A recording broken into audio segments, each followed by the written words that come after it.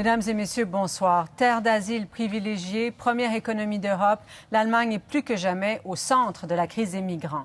Les membres de l'Union européenne, d'ailleurs, vont se réunir d'urgence demain pour discuter de la répartition des demandeurs d'asile. Mais en attendant, devant un flot toujours plus imposant, Berlin doit prendre des mesures d'exception. Et même si elle est déjà bien pourvue, la Croix-Rouge allemande a demandé l'aide du Canada. Un appel qui, Pascal, a été entendu, et vite en plus.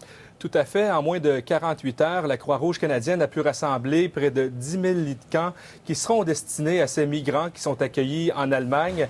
Écoutez, le Québec fournira la moitié de l'effort canadien avec 5 000 lits qui ont été trouvés un peu partout dans la province, dans des entrepôts et qui dataient de la crise du verglas de 1998. La sécurité publique et la Croix-Rouge ont été si efficaces que la cargaison qui était amarrée au port de Montréal a pu partir cet après-midi en direction de l'Europe. C'est le branle-bas de combat dans les entrepôts de la Croix-Rouge à travers le Québec. Face à la situation urgente des migrants syriens en Allemagne, bénévoles et employés s'affairent à remplir des centaines de boîtes de lits de camp. Lorsque les gens arrivent en Allemagne, ils sont très fatigués, ils sont épuisés avec les enfants. Donc, il est important de pouvoir trouver un endroit pour pouvoir au moins dormir. Donc, vous comprendrez qu'à ce moment-ci, les lits de camp deviennent vraiment une priorité. La Croix-Rouge allemande est débordée. Elle gère 195 sites d'hébergement de migrants syriens. Elle a demandé l'aide d'urgence de la Croix-Rouge canadienne et américaine. Les lits de camp en Europe de l'Est sont devenus pratiquement introuvables. En moins de 2 jours, 5 000 lits de camp entreposés au Québec depuis la crise du verglas de 1998 ont été rassemblés pour être envoyés par bateau-cargo en Allemagne. Donc, la contribution du gouvernement du Québec est très importante dans cette circonstance-là, parce que c'est la moitié de la contribution totale de la Croix-Rouge canadienne. Une contribution qui vient en aide à la Croix-Rouge allemande à bout de ressources. Les autorités locales estiment que plus de 63 000 migrants syriens sont arrivés dans la seule ville de Munich au cours des 2 dernières semaines.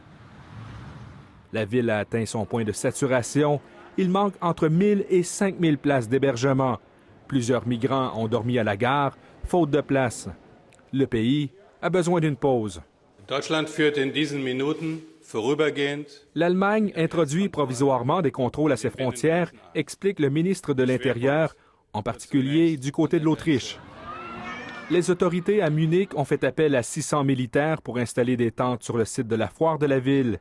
On songe maintenant à transformer le stade olympique des Jeux d'été de 1972 en centre d'hébergement temporaire. Le nombre de réfugiés diminue par rapport à samedi, mais cela ne veut pas dire que nous relâchons nos efforts. Nous nous attendons à accueillir des trains bondés de migrants jusqu'à dimanche en soirée. Outre l'envoi de 10 000 lits de camp et de centaines de couvertures, la Croix-Rouge canadienne s'attend donc à d'autres demandes de l'Allemagne. Cette aide humanitaire s'ajoute aux dons en argent qui affluent à travers le pays depuis la diffusion de la photo du petit garçon syrien mort noyé. Depuis le 2 septembre seulement, la Croix-Rouge canadienne estime avoir reçu près de 2 millions de dollars. Ici Pascal Robida, Radio-Canada, Montréal.